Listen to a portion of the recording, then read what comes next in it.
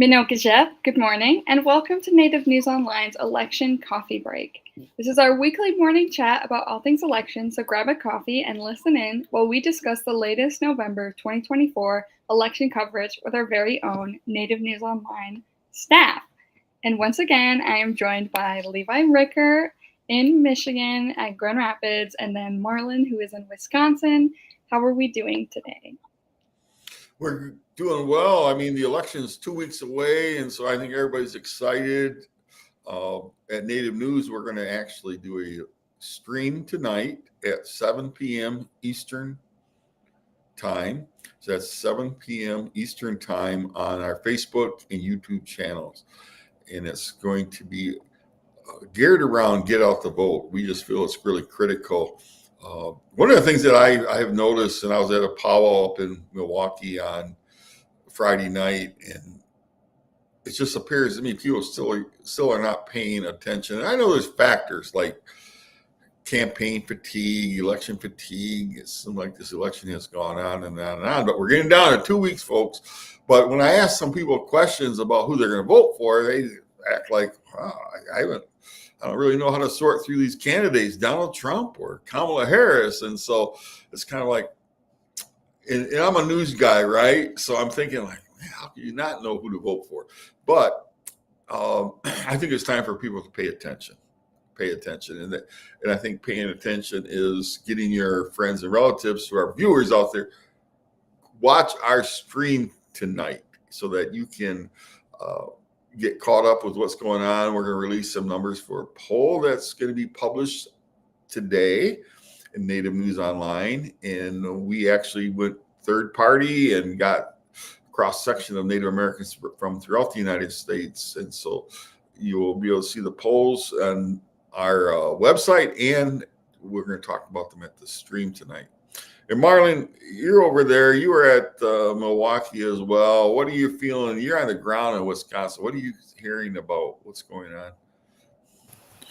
Yeah, I think we're hearing a lot. Tomorrow I'll be there's an event with the Harris Walls campaign. They have former President Barack Obama coming to town here in Madison, so I'm going to be over there listening to the message that they're sending. But by and large, it seems like they're really focusing. The candidates are really focusing on these battleground states and trying to, get these last undecided voters, and that seems to be the strategy. And it kind of seems like maybe it's a new norm for the presidential race at this time. Yeah, interesting enough, the battleground states are the states where the native vote can make a difference. Three in particular that we're covering through podcasts, special podcasts we released this week. State of Michigan, where I am, and Neely, where you are. Wisconsin is where you are, Marlon, and then Arizona. And so, and there are actually, according to the four directions, four other states. It would be Colorado, Minnesota, Nevada, and North Carolina. And interesting enough, with the exception of Colorado, all those are considered battleground states. But that's where those native populations can make a difference. And we've talked about this during this campaign, and I know people are, as I said, maybe have a certain amount of campaign fatigue, but I think it's still people are interested. And Neely, I guess up at Michigan State where you went, they had get out the vote drive going, and what can you tell us about that? Well, I wasn't there, but they were. So at our Indigenous Peoples Day event, the one that MSU's NASO throws every year, they do a march, and I did see that there was someone there passing out the natives vote posters. That if you look at the pictures of the march, you see some people holding, and so I do think that on a college campus, depending on who you talk to, a lot of people will be involved in politics and be at least aware of what's happening. And so, in fact, one NASO member is actually actively working with the Harris Walls campaign to help get college students registered, to make sure they know where to vote, and also just providing information regarding the Harris-Walz campaign, because that is who she is out there with. And so you do have college students aware of what's going on and doing the work that needs to be done on the ground, just basically informing voters, regardless of your party, regardless of who you're voting for.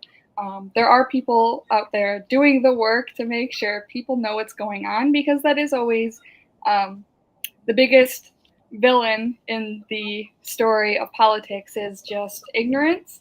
And so it's about combating that. And that's what we are trying to do with our live stream tomorrow, or our live stream today. And our podcast that will be coming out is really just inform the voters, specifically Native voters, about what's happening, so that Native voters can make an informed choice when they go to the polls, or if they fill out an absentee ballot early.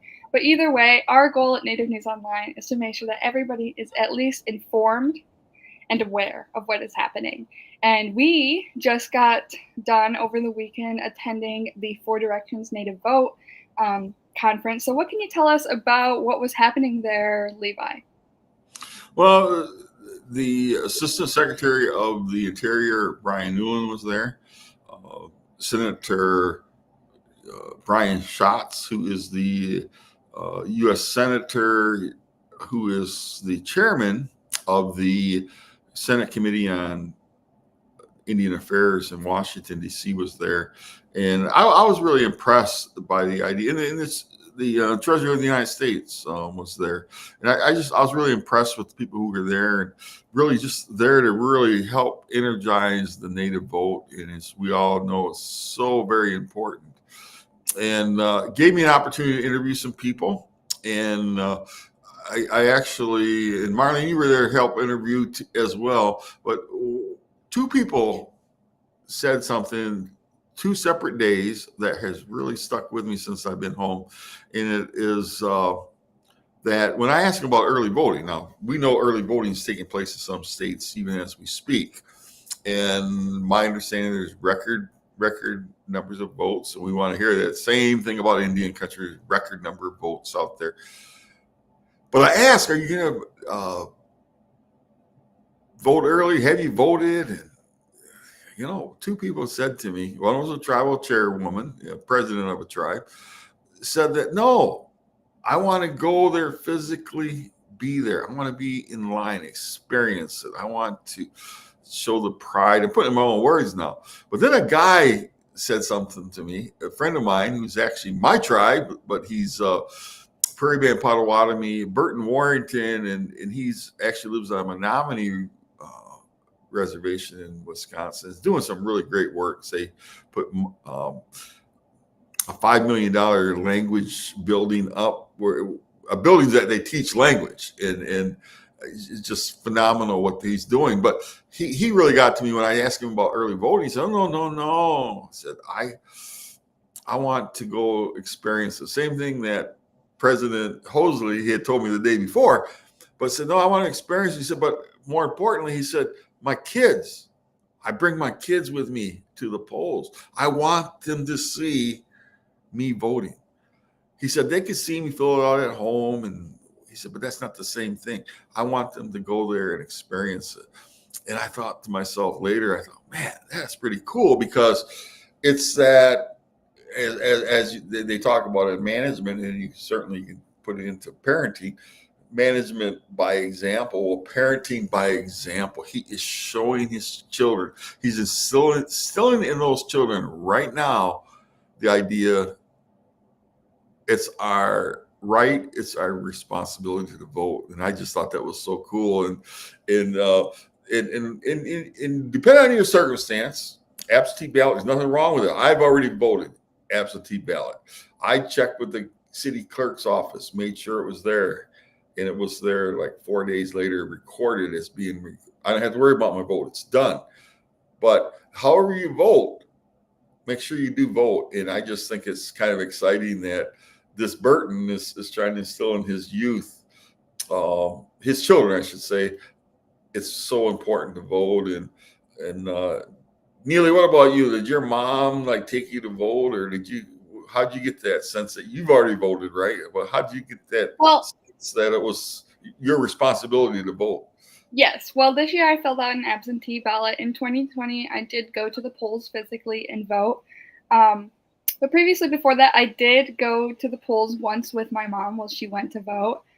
So I did get a little bit of experience there. I think it does help to bring, because you are allowed to bring children under the age of 18 and they can stand next to you while you are filling out your ballot in the little secrecy space that they give you. And so I think it is important to bring your kids or whoever along with you to kind of experience, because I think voting is sometimes a little bit, people don't know what it means to vote and they don't know what it means to fill out a ballot. I remember in 2020, everybody was like, do I fill it out with a pen? Do I fill it out with a Sharpie? What about a pencil? What about a colored pen? And ballots were being thrown out because they were filling them out wrong. So I think it is important to give your children or the youth, just whoever it is, a little bit of experience with voting before they are 18 and now are in charge of going to vote for themselves and making decisions for themselves. So at least they can make an informed decision when it is their time to vote. Marlon, have you ever brought your kids with you to the polls before? No, I actually I haven't done that. It seems like it would be a good opportunity to show my son Leo. He's 12, and the other kids they can all vote. So we do all go together to vote. And but lately I think this year I've been using the absentee ballot, and the in the primary this year we did absentee early voting, in person absentee, and tomorrow starts here in Wisconsin. We start the in person absentee or the early voting tomorrow, and so yeah, that's what I've been doing, and so I think the kids do like to. I mean, they become adult at 18, legally. So yeah, they come with us to go vote, and I encourage them to vote via absentee and participate and let their voice be heard. And but one of the things I thought about while Levi was talking, I thought he was going to mention the. I think we heard a couple of people say that at the conference there about the silent majority, and how does that play into the election? Do you remember that, Levi? Yeah, yes. Yeah. How would you describe that silent majority?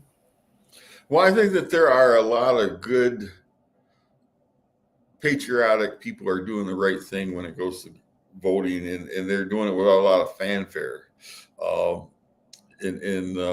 My concern is that they get past the misinformation that's out there. Now, I'm gonna make this statement: politicians, both sides, embellish their records, and it's just part of its marketing, right? Companies embellish their things. Sometimes you watch these commercials and they can do all these great things for $19.99. You get the product home and it comes to your house. And you go, oh, this is what it was called to be. So we do know that there's certain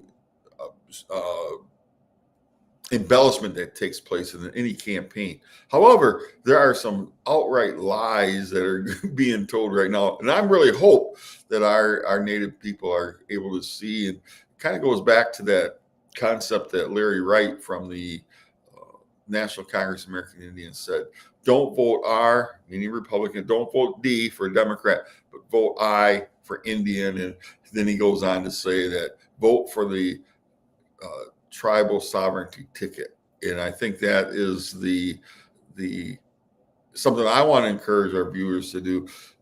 It's so easy to get caught up in labels, and you're a Republican, you're a conservative, and because you go to church, you got to vote a certain way. And, but you may be voting for a criminal.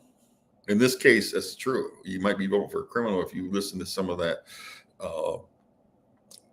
national Christian rhetoric that's out there this time. And I just caution people to be very careful. Make sure you really make it and look at those records. And if you don't know what the records are. We have plenty of things on Native Vote 2024. You can go in and see the records. You can see the records of the Democratic presidents versus the Republican presidents. And I'm talking this year is unique in that Trump has a record, what he did when he was in office.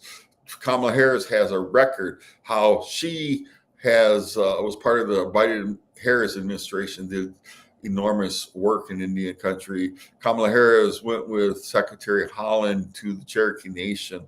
I think it was either a year and a half ago, and went through and was looking at what was going on that reservation, and how often you hear the Vice President of the United States even goes to a reservation. And she has worked hard with the Gila River Governor Lewis this year to ensure that people know that she's all for tribal sovereignty. And I'm gonna make this statement, and you know, we're as journalists, we're supposed to give it to you straight and talk about, you know, not be partisan, but you know, if you look at the native ticket, you can really, as I say, you really need to examine during the COVID-19.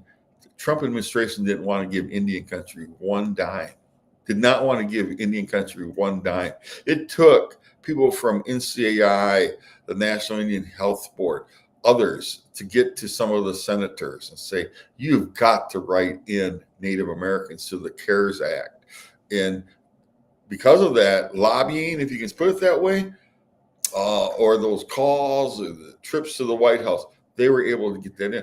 But the Trump administration has constantly tried to strip us of money. They have tried to strip us of land. One of the tribes in Massachusetts, the Mashpee, they wanted to take land out of trust. And so look at the history, but don't listen to your Uncle Joe who doesn't really know what he's talking about, because he's been a certain party all these years, and he goes to church and the preacher tells him how to vote. You need to really look at it hard. And I know I'm being harsh, but I don't mean to be overly harsh, but I really want people to pay attention and really do the right thing. So don't be guided by people telling you how to vote. And I know that I'm just bring this up, the abortion issue, you can look at that way 10 different ways.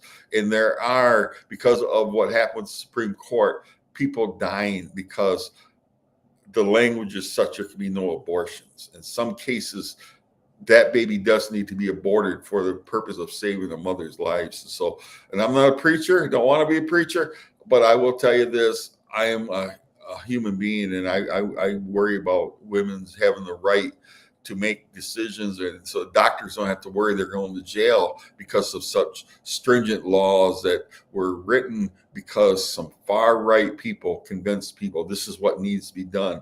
And I don't even say that to say I'm pro-abortion. I'm pro-life to the extent that I want to save the mother's life. How's that? So, Marlon, do you have any comments on that? I know I'm going off a little bit, but this is what the coffee breaks are about. We can do that in commentary.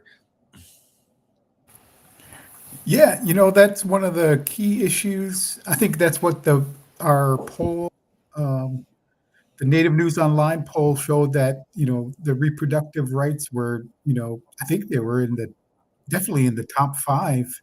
Yes.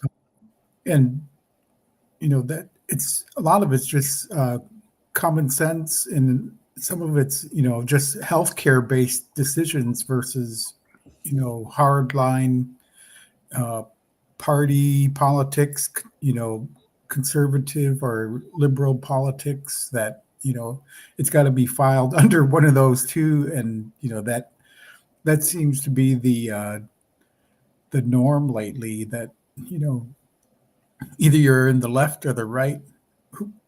I think that was a native that said that, you know, there's the right wing and the left wing, but it's the same bird. I think, you know, that comes to mind, you know, when they that all makes sense.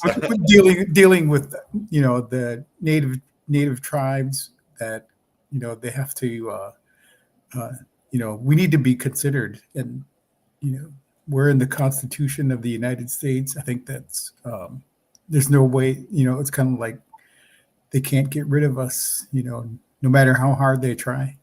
Mm-hmm. Well, Neely, I think we're going to go because we have a lot of work to do getting ready for the live stream. You're going to be on tonight, 7 p.m. on Facebook and YouTube channels that Native News has. Don't miss it. We'll have some very important figures when it comes to getting out the vote on our live stream. So you don't want to miss it. You know, I'm looking forward to listen to is Judith LeBlanc from the Native Organizers Alliance. And she's the lady that when we talked to her a couple of times this year and commentary after the presidential and the vice president debate, she uses that term, moccasins on the ground. I love that. And that's what we need you to do, be moccasins on the ground and go vote. Fill out your absentee ballot, however you're going to do it. And then, Neely, you have an article that's be published soon about developing a plan to vote. Those who have a plan usually execute on that plan. And so it's that simple. Yes. So here at Native News Online, we do encourage everyone to vote for and not against your self-interest. Vote for those around you. Vote for those who can't. Get out there and really inform yourself. Make yourself aware of both of the parties' platforms. Really dive deep and think critically about the messaging that you're seeing when it comes to both candidates. Because like Levi said, everybody embellishes their record, but it's really about finding out the lies versus the facts. So with that, miigwech for joining us today, and we hope to share our coffee again during our next election.